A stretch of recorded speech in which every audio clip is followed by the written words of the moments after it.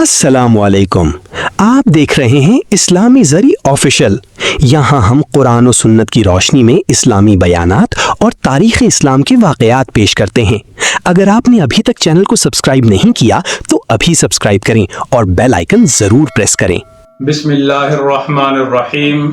جس وقت آپ حضرت سیدنا حسن رضی اللہ عنہ اس دنیا پر تشریف لے آئے، آپ صلی اللہ علیہ وسلم کو معلوم ہوا آپ صلی اللہ علیہ وسلم حضرت حسن رضی اللہ عنہ کے گھر میں تشریف لے گئے تو جا کر آپ نے کہا کہ کہاں ہے میرا بیٹا؟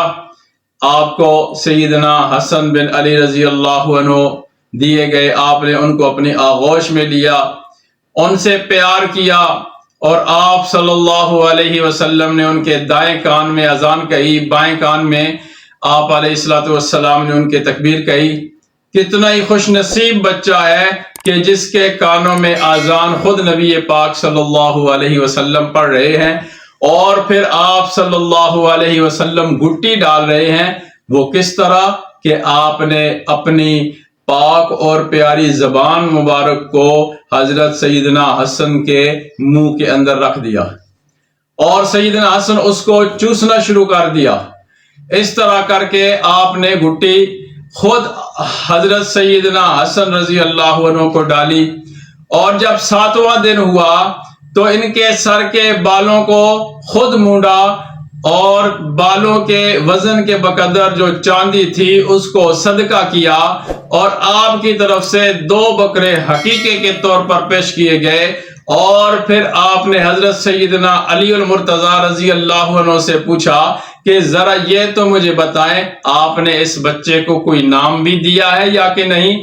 حضرت علی کہنے لگے کہ میں نام کس طرح اس کو دے سکتا ہوں، آپ کی موجودگی میں آپ سے سبقت نہیں کر سکتا۔ تو آپ علیہ السلام نے فرمایا کہ میں اپنے رب سے سبقت نہیں کر سکتا۔